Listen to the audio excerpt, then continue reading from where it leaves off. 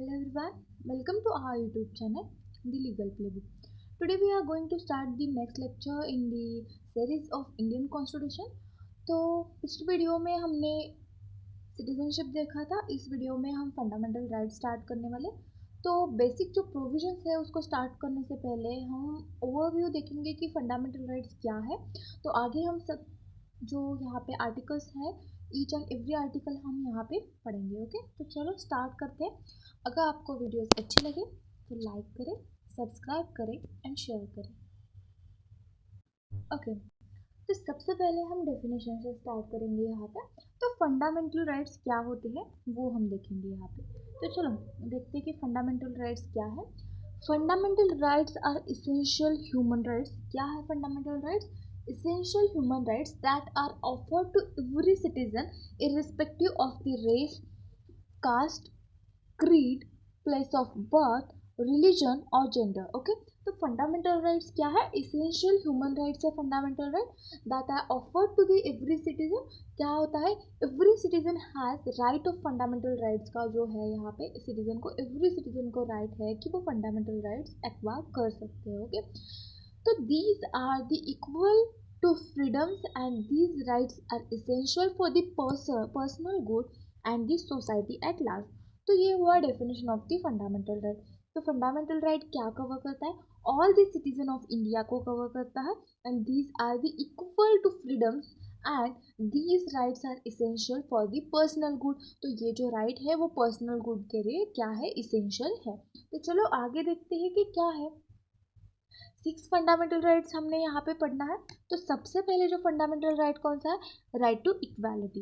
Equality right जो है, उसके बाद जो है राइट टू फ्रीडम, उसके बाद है right to freedom from exploitation, उसके बाद right to freedom of religion, cultural and educational right, right to constitutional remedy. ये जो 6 फंडामेंटल राइट्स है आपको याद रखना है and each and every fundamental right आगे जाके हमने क्या करना है यहाँ पे ब्रीफ में पढ़ना है। ओके, उसके बाद जो है राइट टू इक्वालिटी। तो राइट टू इक्वालिटी में जो है यहाँ पे आप देख सकते हैं कि आर्टिकल 14 to 18 है। तो यहाँ पे आप क्या करेंगे,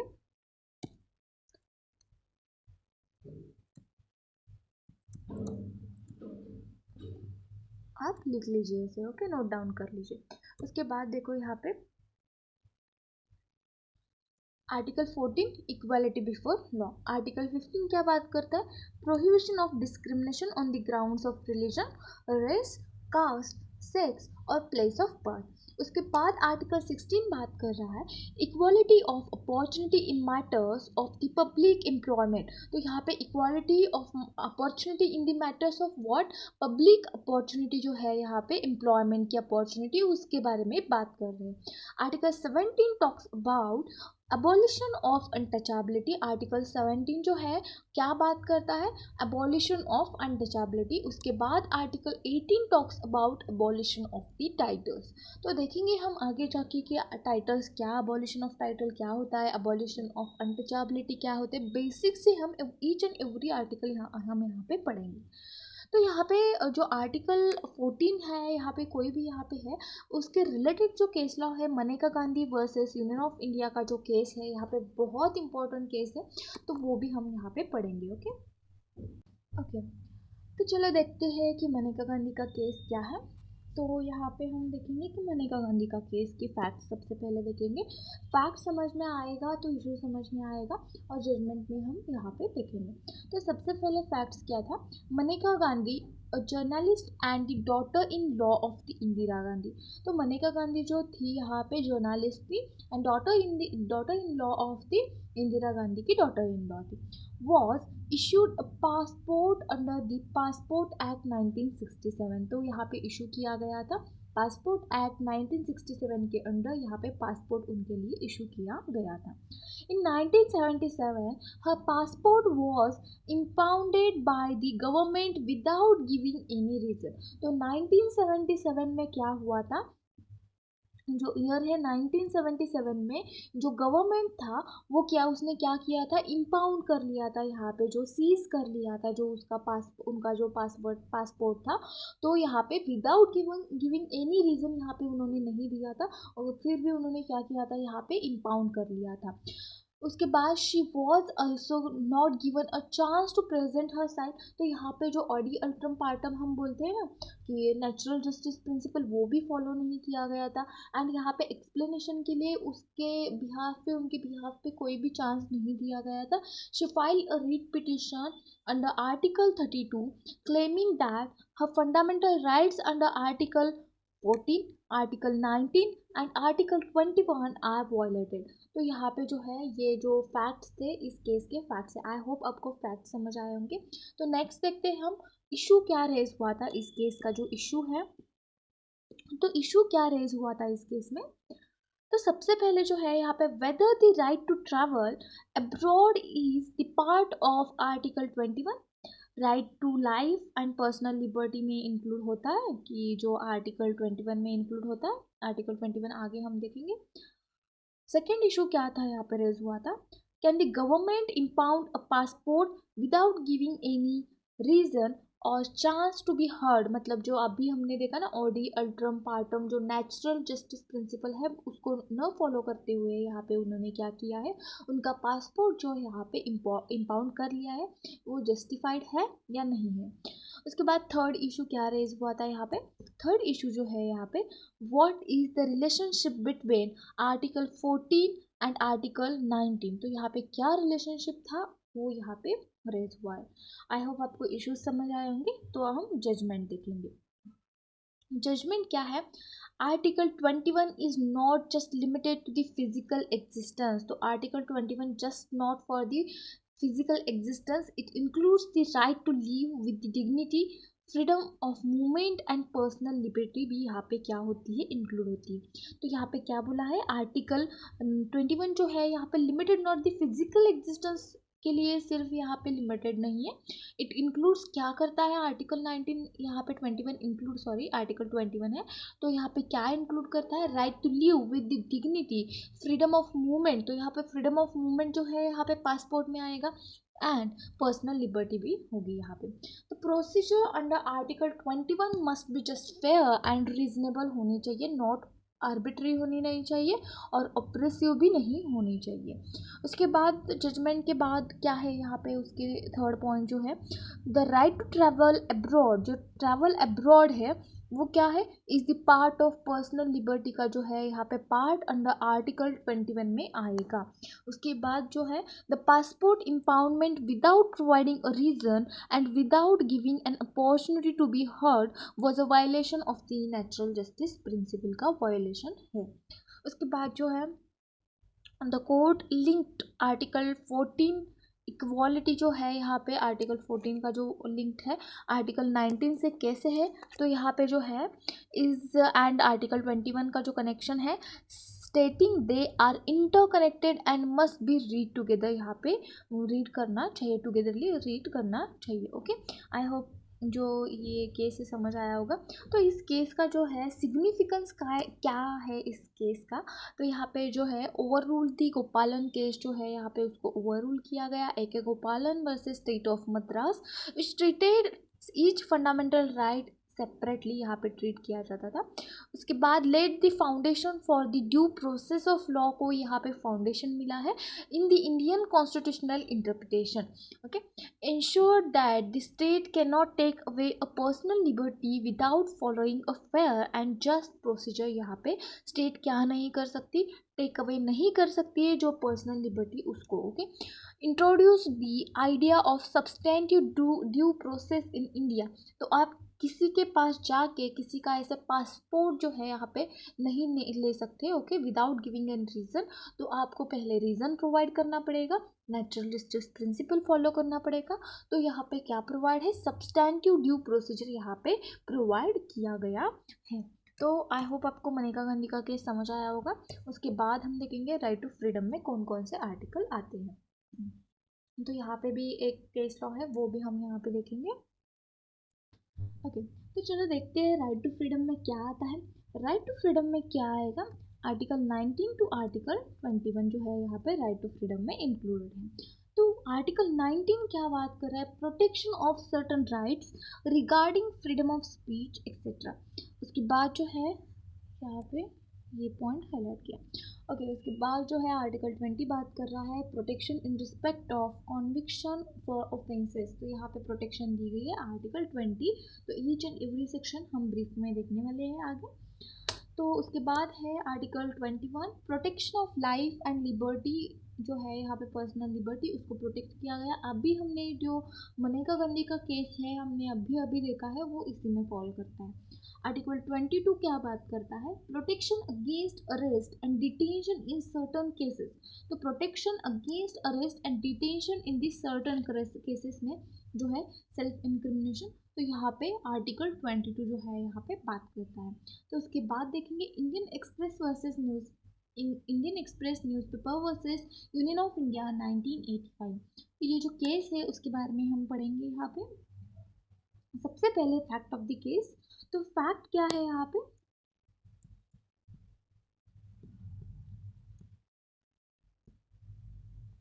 तो फैक्ट क्या है, the Indian express group and another newspaper companies challenged the imposition of the custom and import duties on newsprint under the Custom Act and central excise act. तो यहाँ पे क्या हुआ था, जो इंडियन एक्सप्रेस का ग्रुप था, इंडियन एक्सप्रेस एंड अदर जो यहाँ पे कंपनीज है उन्होंने क्या किया था, चैलेंज किया था imposition of customs and import the duties on the news print के जो टैक्सेस जो है यहाँ पे कस्टम एक्ट जो है सेंट्रल एक्साइज एक्ट जो है यहाँ पे उनको चैलेंज किया गया था।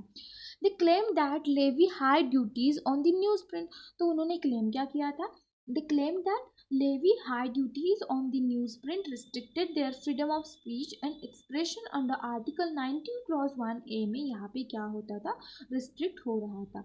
The government defended that the tax as being within its economic and policy domain। तो यहाँ पे गवर्नमेंट ने क्या डिफेंड किया था, आप जो टैक्स भर रहे हो ना वो जो टैक्स है वो किसके लिए, उसका पर्पस क्या है, defend the tax as a being within the economic and policy domain. उसका डोमेन क्या है, इकोनॉमिक एंड पॉलिसी डोमेन के लिए बहुत इंपॉर्टेंट है। Not violating any fundamental right, हम नहीं वायलेट कर रहे हैं, ऐसे गवर्नमेंट का यहाँ पे क्या था, स्टेटमेंट था। उसके बाद इशू क्या रेज हुआ था, इशू देखेंगे यहाँ पे क्या रेज हुआ था इशू। तो उसके बाद इशू जो रेज हुआ है, does imposition of customs duty on news print violate the freedom of the press under article 19 clause 1a में क्या हो रहा था, सच में वॉयलेट हो रहा था क्या। उसके बाद देखो सेकेंड जो इशू है, दो इशू है यहाँ पे, सच में वॉयलेट हो रहा था क्या। उसके बाद जो है is there excessive delegation of power to the executive under the relevant acts. तो यहाँ पे जो है एक्सेसिव डेलीगेशन ऑफ पावर हो रहे थे क्या, इस रिलेटेड क्या हुआ था, क्वेश्चन रेज हुआ था। तो हमारा जो सबसे नेक्स्ट पॉइंट जो है यहाँ पे जजमेंट का पॉइंट है। तो जजमेंट क्या बता रहा है यहाँ पे, जजमेंट जो है यहाँ पे the Supreme Court upheld the freedom of the press. तो यहाँ पे upheld the freedom of press but also recognize the right of government to levy the taxes। तो यहाँ पे इस केस में जो सुप्रीम कोर्ट ने यहाँ पे क्या किया था, फ्रीडम ऑफ प्रेस का राइट यहाँ पे इंट्रोड्यूस किया था एंड उसके बाद जो है यहाँ पे क्या हुआ था, रिकॉग्नाइज किया था right of government to levy the taxes, यहाँ पे वो भी रिकॉग्नाइज किया था। ओके, आई होप आपको केस समझ आए होंगे। जो जजमेंट है बहुत इंपॉर्टेंट है। जजमेंट में क्या इंट्रोड्यूस हुआ था, फ्रीडम ऑफ प्रेस इंट्रोड्यूस हुआ था। सिर्फ फ्रीडम ऑफ प्रेस नहीं इंट्रोड्यूस हुआ यहाँ पे, उसके बाद जो है यहाँ पे एंड जो है यहाँ पे right of government to levy the taxes, जो इम्पोजिशन ऑफ टैक्सेस है वो भी यहाँ पे क्या किया गया था, रिकॉग्नाइज किया गया था। ओके, तो नेक्स्ट देखते हैं हम यहाँ पे राइट अगेंस्ट एक्सप्लॉयटेशन जो है यहाँ पे नेक्स्ट पॉइंट है। Right against exploitation article 23 article 24। तो यहाँ पे आर्टिकल 23 जो है यहाँ पे prohibition of traffic in human beings and force labour जो है यहाँ पे उसके बारे में बात कर रहा है। तो प्रोहिबिशन ऑफ जो यहाँ पे ट्रैफिक इन ह्यूमन बीइंग जो है यहाँ पे उसके बारे में जो है हम ब्रीफली देखेंगे आगे। तो क्या होता है आर्टिकल 23? तो देखो कि जो article 23 prohibition of trafficking in the human beings and force labour जो है यहाँ पे, तो ह्यूमन ट्रैफिकिंग जो रहते हैं ना, यहाँ पे क्या होता है, buying selling transporting the people, पहले होता था ऐसे, अभी भी होता है। तो यहाँ पे उसके लिए प्रोहिबिशन लगा दिया गया है, पनिशमेंट लगा दी गई है यहाँ पे। तो यहाँ पे जो बाइंग सेलिंग और ट्रांसपोर्टिंग दी पीपल, स्पेशली जो for the sexual exploitation slavery और the force labour is banned, यहाँ पे बैन किया गया है। एंड जो बेगर रहते हैं ना, बेगर हमें दिखते हैं ना स्टैंड पे वगैरह, वो बेगर, तो यहाँ पे forcing someone to work without payment, तो उनको क्या किया जाता है, फोर्स किया जाता है विदाउट पेमेंट। ओके, और against the will is illegal, तो उनके जो यहाँ पे फिंगर्स रहते हैं वो कट किए जाते हैं। एंड उनको क्या किया जाता है, बेगर, उनको जो है यहाँ पे पैसे मांगने के लिए भेजा जाता है। तो other force labour, any work where a person has no choice और forced due to the poverty, caste or the social pressure is also not allowed. Okay, anyone doing this can punished by the law, तो anyone doing this punished by the law, यहाँ पे law से punishment मिलेगी। उसके बाद है next जो article है, यहाँ पे क्या बात कर रहा है आर्टिकल, तो यहाँ पे आर्टिकल 24। तो आर्टिकल 24 क्या बात कर रहा है, prohibition of employment of children in the factories. तो हम फैक्ट्रीज एक्ट हमने यहाँ पे कवर किया है, आप देख सकते हैं फैक्ट्रीज एक्ट। उसके बाद जो है फैक्ट्रीज एक्ट में जो है यहाँ पे क्या है, फैक्ट्रीज एक्ट में हमने प्रोविजन देखा है यहाँ पे कि prohibition of employment of the children in the factories में आप जो है, क्यों नहीं फैक्ट्रीज में आप एम्प्लॉयमेंट करा नहीं सकते हैं, ऐसा नहीं बोला कि आप एम्प्लॉयमेंट ही नहीं करा सकते चाइल्ड को आप एम्प्लॉयमेंट करा सकते हैं, क्योंकि यहाँ पे उनकी जो पॉवर्टी लाइन है, बिलो पॉवर्टी लाइन अगर होंगी तो यहाँ पे ऑप्शन नहीं होता है ना उनके पास, तो वो कर सकते हैं काम, लेकिन जो छोटा मोटा काम रहता है वो काम कर सकते हैं जो चाइल्ड है। लेकिन फैक्ट्रीज में जो डेंजरस जोन है यहाँ पे, उसमें वो काम जो चाइल्ड है वो प्रोहिबिशन है यहाँ पे। तो क्या है, चिल्ड्रन अंडर 14 ईयर्स ओल्ड जो है यहाँ पे वो क्या नहीं कर सकते, can not be employed in the factories mines hazardous jobs यहाँ पे नहीं कर सकते हैं। व्हाट इज़ नॉट प्रोहिबिटेड, यहाँ पे प्रोहिबिशन नहीं है, मैंने बोला ना यहाँ पे कि पूरा प्रोहिबिट नहीं लगा दिया गया है चिल्ड्रन के जो जॉब है, एम्प्लॉयमेंट है उसके ऊपर।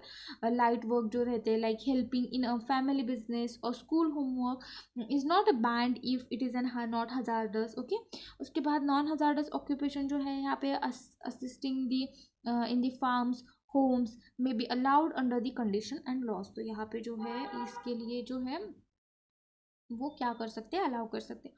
तो यहाँ पे जो मेन प्रॉब्लम जो है, आप चाइल्ड बोल रहे हो, तो चाइल्ड कौन होगा यहाँ पे, मेन चाइल्ड कौन होगा, तो चाइल्ड जो है अंडर आर्टिकल 24 जो है यहाँ पे दिया गया है, any one below the 14 years age. तो यहाँ पे एनी वन जो है यहाँ पे उसको हम चाइल्ड बोलेंगे, यहाँ पे जो जिसका एज क्या है 14 ईयर से कम है उसको हम क्या बोलेंगे, चाइल्ड ही बोलेंगे। ओके, तो चलो इसका भी हम क्या देखेंगे, फैक्ट्स देखेंगे, एमसी मेहता का जो केस है यहाँ पे। तो सबसे पहले हम फैक्ट्स देखेंगे। तो देखो फैक्ट्स क्या है, बैकग्राउंड क्या है, this case was filed by the MC Mehta. तो ये जो केस है किसने फाइल किया था, एमसी मेहता ने फाइल किया था। Renowned the public interest lawyer, okay, renowned the public interest lawyer, he raised the concern about the employment of children in the hazardous industries like the यहाँ पे match box and fireworks factories in the Sivakasi in Tamil Nadu. तो यहाँ पे उन्होंने क्या raise किया था, जो मैच बॉक्स फॉर्म किया जाता है ना वहाँ पे, और लाइक द फायर वर्क्स जो रहते हैं, फायर क्रैक्स जो रहते हैं, वहाँ पे जो चिल्ड्रन है यहाँ पे उनको वर्क किया जाता था, यहाँ पे एम्प्लॉयमेंट करा जा रहा था। तो these children were often below the age of 14 years. तो यहाँ पे इनका कहना क्या था, ये जो चिल्ड्रन है बिलो 14 ईयर्स के एज है, फिर भी वो क्या कर रहे हैं यहाँ पे, फायर क्रैकर्स जो है यहाँ पे वहाँ पे, और मैच बॉक्स जो है यहाँ पे, हजार्डस है ना, डेंजरस है ये काम। ओके, तो यहाँ पे वर्क करा रहे थे and working in unsafe and unhealthy condition में वो क्या कर रहे थे, वर्क कर रहे थे।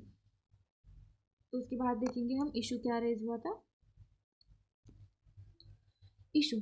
तो यहाँ पे इशू जो है यहाँ पे is the employing children under article 14 in hazardous industries, a violation of Article 24 तो यहाँ पे जो है आर्टिकल 14 जो है यहाँ पे is the children under article 14 जो है अंडर आर्टिकल जो अंडर 14 एज की जो है यहाँ पे वो जो चिल्ड्रन है उनको जो हजारडस इंडस्ट्रीज में आप काम करा रहे हो, क्या वो यहाँ पे वॉयलेशन ऑफ आर्टिकल 24 का वॉयलेशन करा रहा है।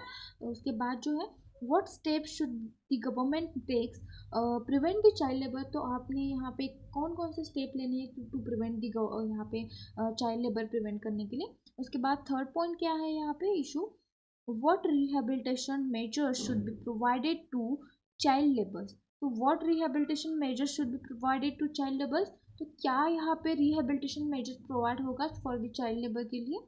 उसके बाद देखो जो सुप्रीम कोर्ट का जजमेंट जो आया है यहाँ पे, सबसे पहले हमने क्या देखा कि क्या ये आर्टिकल 21 को वायलेट कर 24 को वायलेट करता है। The court held that employing the child under article the employing the child under 14 years of age in hazardous jobs like the factories and mines is a clear violation of article 24। तो court ने यहाँ पे justification दे दिया था, अगर आप जो age below age of 14 years के बिलो एज ऑफ चिल्ड्रन को आप क्या करा रहे हैं, काम करा रहे हैं हजारडस फैक्ट्रीज माइंस में, तो यहाँ पे क्या होगा 100% वॉयलेशन ऑफ आर्टिकल 24 का वॉयलेशन होगा। उसके बाद क्या बोला है, directive to ban child labour in the hazardous industries, तो यहाँ पे डायरेक्शन दिया गया था कि आप यहाँ पे child labour in the industrial जो यहाँ पे हजारडस इंडस्ट्रीज है यहाँ पे चाइल्ड लेबर नहीं होगा, उनमें बैन करा दीजिए। उसके बाद order strict enforcement of laws prohibiting child labour in the dangerous job में प्रोहिबिट किया गया था। Directed the state governments to identify and withdraw the children from the hazardous occupation से यहाँ पे विड्रॉ किया गया था। Third one is an compensation to affected children, अगर यहाँ पे कोई अफेक्टेड चिल्ड्रन होगा ही यहाँ पे अफेक्टेड चिल्ड्रन है तो यहाँ पे कंपनसेशन उनको प्रोवाइड किया जाएगा। उसके बाद है rehabilitation of child, the court directed that the state to ensure that children are provided with education, तो उनको जो है यहाँ पे एजुकेशन दे दीजिए। At least one parent is offered employment और इकोनॉमिक असिस्टेंट, एंड उसके बाद जो है residential facilities and schooling are the made available, उनको अवेलेबल करा दीजिए। उसके बाद सर्वे एंड मॉनिटरिंग का जो पार्ट है वो भी यहाँ पे इम्प्लीमेंट किया गया था, तो यहाँ पे ऑर्डर नेशन वाइड सर्वे यहाँ पे ऑर्डर किया गया था कोर्ट की तरफ से। तो ये हुआ हमारा MC Mehta versus state of Tamil Nadu, जो है यहाँ पे बिलो 14 ईयर्स एज जो है यहाँ पे चिल्ड्रन हैं उनको जो एम्प्लॉयमेंट करा रहे हैं जो हजारडस इंडस्ट्रीज़ में, उसके लिए बैन लगाने के लिए जो है इसके रिलेटेड ये केस है। ओके, इसके बाद देखते हैं हम नेक्स्ट जो है right to freedom of religion. तो right to freedom of religion में क्या है, article 25, article 26, article 27 and article 28। तो आर्टिकल 25 क्या है वो देखते हैं। ओके, तो यहाँ पे जो है आर्टिकल 25 क्या बात कर रहा है, आर्टिकल 25 जो है यहाँ पे freedom of conscience and free profession practice and propagation के बारे में बात कर रहा है ऑफ द रिलीजन। तो यहाँ पे right to freedom of religion के बारे में किस आर्टिकल में 25 to 28 में बताया गया, R25 टू आर्टिकल 28। ओके, तो उसके बाद आर्टिकल 26 क्या बात कर रहा है, freedom to manage the religious affairs. तो मैनेज द रिलीजियस अफेयर्स जो है यहाँ पे वो भी यहाँ पे एक फंडामेंटल राइट है। उसके बाद है article 27, freedom as to payment of taxes for the promotion of any particular religion. तो फ्रीडम ऑफ जो है यहाँ पे payment of taxes for promotion of the any particular, तो आप यहाँ पे टैक्सेस और प्रमोशन के लिए आप दे सकते हो और ना दे सकते हो, जो आपका डिसीजन होगा। आप यहाँ पे आपको यहाँ पे कोई भी यहाँ पे क्या नहीं करेगा, फोर्स नहीं करेगा टू पे दी टैक्सेस। ओके, उसके बाद आर्टिकल 28 हमने यहाँ पे क्या बोला है, रिलीजन में बोला है हमने। ओके, टैक्सेस के लिए मतलब जो आप क्या यहाँ पे जो दान वगैरह करता है ना वहाँ पे वो उस बारे में है। आर्टिकल 28 जो है यहाँ पे बात कर रहा है, article 28 freedom as to attendance at religious instruction और the religious worship in certain educational institution. तो आप सर्टन जो इंस्टीट्यूशन जो रहते हैं तो वहाँ पे उस इंस्टीट्यूशन में आप क्या कर सकते हैं, education related to the religion जो है यहाँ पे आप दे सकते हो, ऐसे बोलो। उसके बाद हम देखेंगे जो केस है यहाँ पे Mohammed Hanif Qureshi versus state of Bihar AIR 1958। तो यहाँ पे क्या बोला है,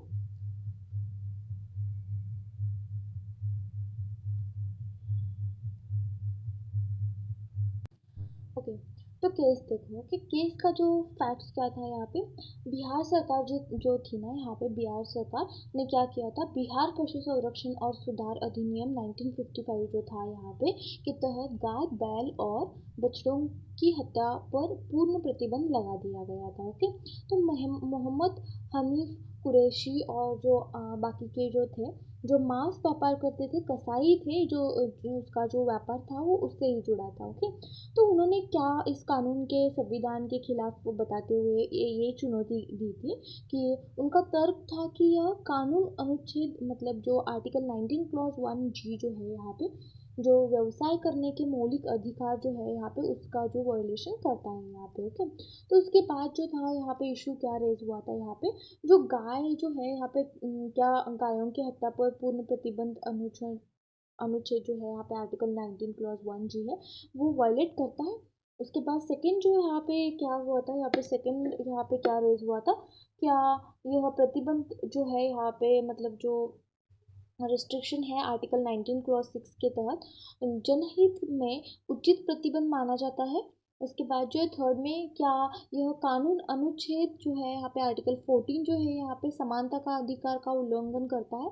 तो ये जो यहाँ पे इशू जो है यहाँ पे रेज हुआ था, तो हम अब हिंदी में हमने देख लिया, तो इंग्लिश में देखते हैं कि इशू क्या रेज हुआ था यहाँ पे, whether the total ban on the cow slaughter infringed on the right to carry on the trade or business under article 19 clause 1G में यहाँ पे वायलेट हुआ था, और रिस्ट्रिक्शन किया गया था, जो बैन था वो वायलेट किया गया था आर्टिकल 19 क्लॉज 1G को। Whether such ban was reasonable था, रिस्ट्रिक्शन जो था यहाँ पे। उसके बाद वेदर इज वायलेटेड आर्टिकल 14 जो है यहाँ पे उसको वायलेट किया गया था या नहीं किया गया था। ओके। उसके बाद देखते हैं हम क्या यहाँ पे जजमेंट क्या आया था, जो गायों की हत्या पर प्रतिबंध लगाया गया था सुप्रीम कोर्ट ने यहाँ पे वैध माना गया था, क्योंकि गाय एक धार्मिक रूप से पूजनीय थी। ओके। तो आप यहाँ पे स्लॉटर में उसको जाके यहाँ पे जो यहाँ पे व्यापार करते हैं आप वैसे नहीं करा सकते। ओके। और कृषि कार्यों में उपयोगी है बैल भी यहाँ पे।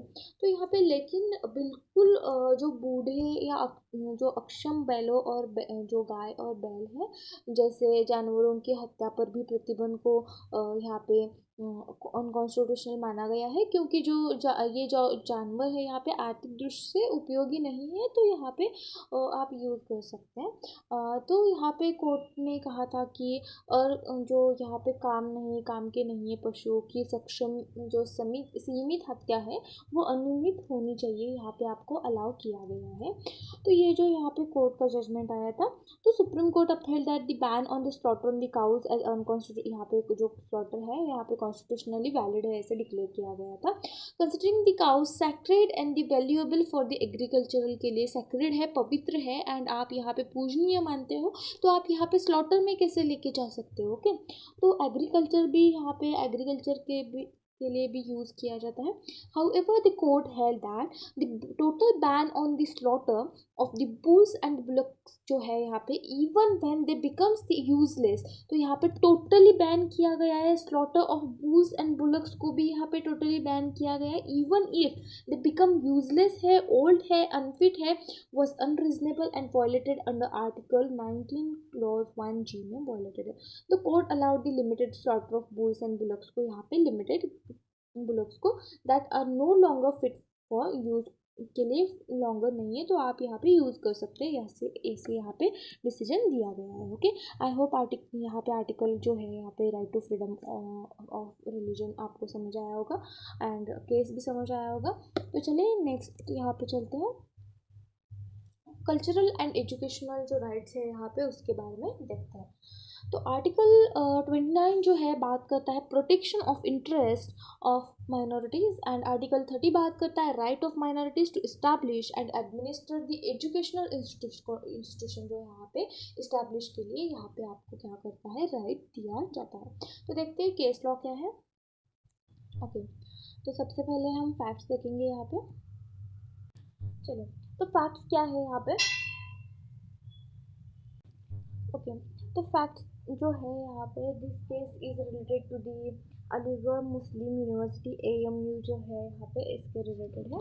तो यहाँ पे द पिटिशनर इंक्लूडिंग अजीज बादशाह argued that AMU was a minority institution and established by the Muslims for the promotion of their education and culture।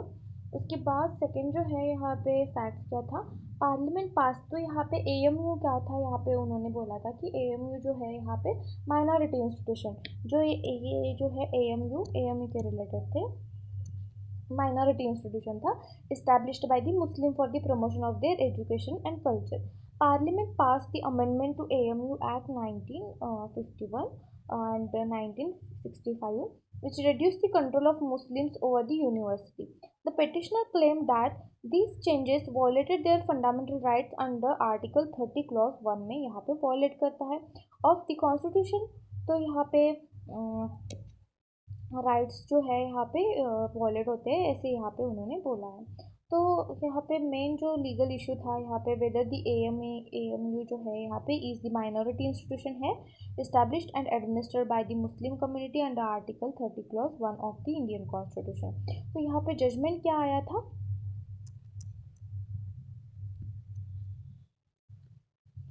जो जजमेंट है यहाँ पे वो क्या आया था यहाँ पे, the Supreme Court held that AMU was not established by the Muslim minority, but rather यहाँ पे क्या बोला है, the Supreme Court held that AMU was not established by Muslim minority, but rather by an act of British Parliament 1920, since it was established by the government and not by the Muslim community। ये जो है यहाँ पे Muslim community ने यहाँ पे establish ही नहीं किया था, तो यहाँ पे ब्रिटिश पार्लियामेंट ने इस्टेब्लिश किया था। It can not claim the protection under article 30 clause 1 में यहाँ पे प्रोटेक्शन उनको नहीं मिलता है। Therefore the Parliament has the power to amend the AMU act and made the changes regarding the its administration. Okay, उसके बाद देखते हैं हम जो नेक्स्ट है यहाँ पे लास्ट पॉइंट हमारा, राइट टू कॉन्स्टिट्यूशनल रेमेडीज। तो राइट टू कॉन्स्टिट्यूशनल रेमेडीज में आर्टिकल 32, 33, 34, 35। तो 32 क्या बात कर रहा है, right remedies for enforcement of rights covered और conferred by this part. Article 33, power of parliament to modify the rights conferred by this part in their application to forces etcetera. 34 क्या बात कर रहा है, restriction on the right to conferred by this part while marital law is in the force in any area। Article 35 जो है यहाँ पे बात कर रहा है legislation to give the effect to this provision of this part. तो देखते हैं आर्टिकल 32 क्या बात कर रहा है। देखो, जो आर्टिकल 32 तो क्या बात कर रहा है यहाँ पे, remedies for enforcement of right conferred by this part. तो पार्ट 3 में जो राइट्स दिए हैं उनको जो कन्फर्ड है, अगर वॉयलेशन हुआ तो यहाँ पे आर्टिकल 32 में आपको रेमेडीज दिए गए। Gives the even citizen every citizen the right to move the Supreme Court directly for the enforcement of fundamental right. अगर आपके कोई भी फंडामेंटल राइट्स यहाँ पे क्या हुए, वॉयलेट हुए, तो आप डायरेक्टली सुप्रीम कोर्ट में जा सकते हो। Okay, knows as the heart and soul of the constitution. जो आर्टिकल 32 है वो उसको क्या बोला है, it is an heart and soul of the constitution as called by the Dr. B.R. Ambedkar। okay, important point जो है यहाँ पे, supreme court can issue the writs like habeas corpus, mandamus, prohibition and certiorari। okay, तो यहाँ पे को warranto एक रहेगा। ओके, हाँ, को वारंटो भी है यहाँ पे। This right is itself a fundamental right. जो ये जो राइट है इटसेल्फ अ फंडामेंटल राइट है। High Court can also approached under article 226 but article 32 deals with specifically to the Supreme Court. Okay, तो उसके बाद देखते हैं आर्टिकल 33 क्या बात कर रहा है। तो जो आर्टिकल 33 है ना, power of parliament to modify the rights conferred by this part in the application to forces. तो ये क्या बात कर रहा है, पार्लियामेंट कैन लिमिट और रिस्ट्रिक्ट द फंडामेंटल राइट्स। जो भी हमने अभी तक पढ़ा उसको क्या कर सकता है, पार्लियामेंट रिस्ट्रिक्ट एंड लिमिट लगा सकता है उसके ऊपर, क्योंकि यहाँ पे rights for the armed forces, policy forces, police forces, intelligence agencies and paramilitary forces to ensure proper discipline and security के लिए वो क्या कर सकते हैं, यहाँ पे रिस्ट्रिक्शन लगा सकते हैं। यहाँ पे राइट दे दिए, यहाँ पे राइट को लिमिट कर दिया गया। ओके, तो यहाँ पे जो है आर्मी पर्सनल एग्जांपल देखो, आर्मी पर्सनल, यहाँ पे जो है personnel can be restricted from the forming trade union और the criticising the government publicly. Okay, तो उनका जो राइट है यहाँ पे रिस्ट्रिक्ट किया गया है। आप ऐसे आर्मी पर्सन जो है यहाँ पे वो यहाँ पे ट्रेड यूनियन फॉर्म नहीं कर सकते, यहाँ पे उनके ऊपर रिस्ट्रिक्ट लगा दिया गया है। उसके बाद देखो आर्टिकल 34 क्या बात कर रहा है। आर्टिकल 34 जो है restriction on the fundamental rights during the marital law. यहाँ पे मैरिटल लॉ जो है यहाँ पे उसके बारे में बात कर रहा है। मैरिटल लॉ जो है is declared in area Parliament can restrict fundamental rights to restore the order. Martial जो है यहाँ पे is declared in extreme emergencies war rebellion, तो यहाँ पे इसके लिए यूज़ किया जाता है। ओके, उसके बाद आर्टिकल 35 जो है यहाँ पे legislation to give effect to the provision of this part, तो यहाँ पे उसके बारे में जो है only the Parliament not the state legislation, only Parliament has right to make the laws. यहाँ पे वो पार्लियामेंट ही लॉज मेक कर सकते हैं for the implementing certain fundamental rights. Example preventing detention, abolition of untouchability के ऊपर एग्जाम्पल है यहाँ पे, for prescribing the punishment for their violation. Okay, I hope जो आर्टिकल्स है आपको समझ आए होंगे फंडामेंटल राइट्स के। Thank you. अगर आपको वीडियोस अच्छी लगे तो लाइक करें, सब्सक्राइब करें एंड शेयर करें।